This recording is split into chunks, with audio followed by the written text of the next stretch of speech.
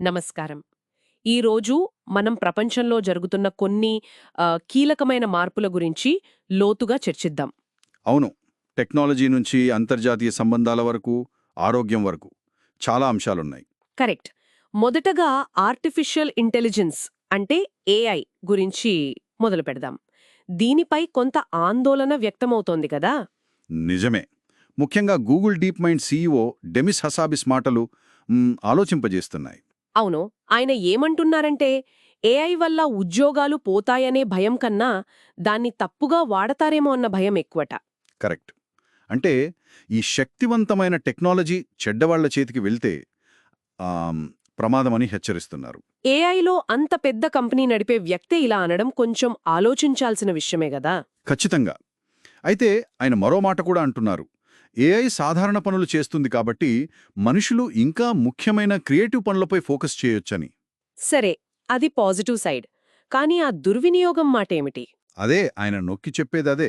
దీన్ని ఆపాలంటే ప్రపంచ దేశాలన్నీ కలిసి పనిచేయాలి. ఒకరిద్దరూ కాదు, గ్లోబల్ ఎఫర్ట్ ఉండాలి.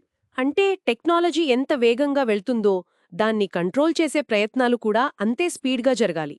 అవును, లేకపోతే కష్టం. సరే, ఇదిలా ఉంటే అంతర్జాతీయంగా అమెరికా తీసుకుంటున్న కొన్ని నిర్ణయాలు కూడా ఇప్పుడు హాట్ టాపిక్ అయ్యాయి. అవును, ముఖ్యంగా ప్రెసిడెంట్ ట్రంప్ తీసుకున్న కొన్ని నిర్ణయాలు. కొలరాడో దాడి తర్వాత సెక్యూరిటీ రీజన్స్తో హ్మ్, 12 దేశాల పౌరులను పూర్తిగా బ్యాన్ చేశారు. పూర్తిగానా? అవును, పూర్తిగా. మరో 7 దేశాలపై పాక్షికంగా. అంటే ఆఫ్ఘనిస్తాన్, ఇరాన్, యెమెన్ ఇలాంటి దేశాలున్నాయి లిస్టులో. ఓ, మరి ఇది ప్రయాణాలకే పరిమితమా లేక విద్యార్థులపై కూడా ప్రభావముందా? విద్యార్థులపైన ఉంది. హార్వర్డ్ లాంటి యూనివర్సిటీలకు వెళ్లే ఫారెన్ స్టూడెంట్స్ వీసాల మీద కూడా ఆంక్షలు పెట్టారు. అంటే ఎందుకు? అమెరికా ప్రయోజనాలకు ఎవరైనా హాని చేస్తారని అనిపిస్తే వాళ్లను రానివ్వమని స్పష్టంగా చెప్పారు. ఇంకేమైనా మార్పులున్నాయా వీసా ప్రాసెస్లో? ఉంది. నాన్ ఎమిగ్రెంట్ వీసా ఇంటర్వ్యూల కోసం ప్రీమియం ప్రాసెసింగ్ ఫీజు పెట్టాలని ఆలోచన ఉంది. $1000. $1000 దేనికి? ప్రాసెస్ తొందరగా అవ్వడానికట. కానీ దీనికి లీగల్ ప్రాబ్లమ్స్ రావచ్చని అంటున్నారు కొంతమంది ఎక్స్పర్ట్స్. సరే, అమెరికా ఇలా తన పాలసీలపై దృష్టి పెడుతుంటే మరోవైపు కొన్ని దేశాల మధ్య బంధాలు బలపడుతున్నట్టున్నాయి. నార్త్ కొరియా, రష్యా లాంటివి. అవును కదా, అది చాలా ముఖ్యమైన పరిణామం. ఉక్రెయిన్ యుద్ధం విషయంలో రష్యాకు మా పూర్తి సపోర్ట్ ఉంటుందని కిమ్ జాంగ్ ఉన్ అనౌన్స్ చేశారు. ఎప్పుడు చెప్పారు? Russia security council secretary Shoigu Pyongyang వెళ్ళినప్పుడు అక్కడ మీటింగ్లో చెప్పారు. ఇది మాటలు మాత్రమే కాదు, వాళ్ల మధ్య స్ట్రాటజిక్ పార్ట్నర్షిప్ ఇంకా బలపడుతోందనడానికి సైన్ ఇది. మరి బంధం వల్ల అంతర్జాతీయంగా ఏం జరగొచ్చు? ఇందాక మనం ఏఐ దుర్వినియోగం అన్నాం కదా. అదే కరెక్ట్ పాయింట్. ఇప్పుడు కొన్ని వార్తలొస్తున్నాయి. నార్త్ కొరియా సోల్జర్స్ రష్యాకు హెల్ప్ చేస్తున్నారని. అలాగా? దానికి బదులుగా రష్యా వాళ్లకి, అంటే కిమ్కి, లేటెస్ట్ వెపన్స్ టెక్నాలజీ ఇస్తోందని అంటున్నారు. ఇది డెమిస్ హసాబిస్ చెప్పిన ఆందోళన లాంటిదే. అంటే శక్తివంతమైన టెక్నాలజీ తప్పుడు చేతుల్లోకి వెళితే ఎలా ఉంటుందోనని. అవును. ఇలాంటి కూటముల చేతుల్లో అడ్వాన్స్ టెక్నాలజీ ఉంటే గ్లోబల్ సెక్యూరిటీకి అది పెద్ద సవాలే. నిజమే.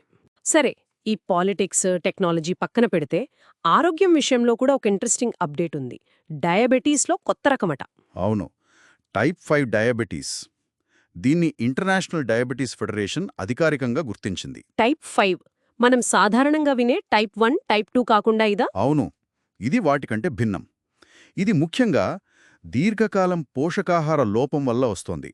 మరీ ముఖ్యంగా చిన్నప్పుడు టీనేజ్లో సరైన తిండి లేకపోవడం వల్ల. ఓ, అంటే దీని లక్షణాలు కూడా వేరే ఉంటాయా? ఉంటాయి. టైప్ 5లో ఇన్సులిన్ రెసిస్టెన్స్ ఉండదు. అంటే బాడీ ఇన్సులిన్ను వాడుకోలేని స్థితి కాదు. కానీ ప్యాంక్రియాస్ అంటే క్లోమ గ్రంథి సరిపడా ఇన్సులిన్ను తయారు చేయలేదు. దాని శక్తి తగ్గిపోతుంది. బాధితులు ఎలా ఉంటారు? వాళ్ళు చాలా సన్నగా ఉంటారు. బిఎంఐ చాలా తక్కువ ఉంటుంది. యూరిన్ రావటం, దాహం, ఎనీమియా, బోన్స్ వీక్ అవ్వడం ఇవన్నీ లక్షణాలు. దీనికి కారణం పోషకాహార లోపం, పేదరికం అనా? అవును, అవే ప్రధాన కారణాలు. మన దేశంలో కూడా ముఖ్యంగా పల్లెటూళ్లలో దీని కేసులు పెరుగుతున్నాయని అంటున్నారు. దీనిపై అవగాహన, సరైన ట్రీట్మెంట్ అవసరం. అంటే మంచి ఆహారం, లైఫ్ స్టైల్ మార్పులు, మందులతో కంట్రోల్ చేయొచ్చా? చెయ్యొచ్చని నిపుణులు చెప్తున్నారు. న్యూట్రిషన్ చాలా ముఖ్యం దీనికి. చూస్తుంటే టెక్నాలజీ వేగం, మారుతున్న గ్లోబల్ పాలిటిక్స్, కొత్త ఆరోగ్య సమస్యలు అన్నీ ఒకదానితో ఒకటి ముడిపడి ఉన్నట్టు అనిపిస్తోంది కదా. నిజమే, ఒకదాని ప్రభావం ఇంకో దానిపై పడుతోంది.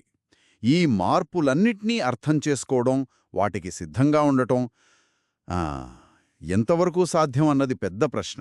అవును. ఈ రోజు మనం మాట్లాడుకున్న విషయాలు ఆ దిశగా మనల్ని మరింత ఆలోచింపజేస్తాయని ఆశిద్దాం. ఖచ్చితంగా నిరంతరం నేర్చుకోవడం, విశ్లేషించటం అదే మన ముందున్న మార్గమనిపిస్తుంది.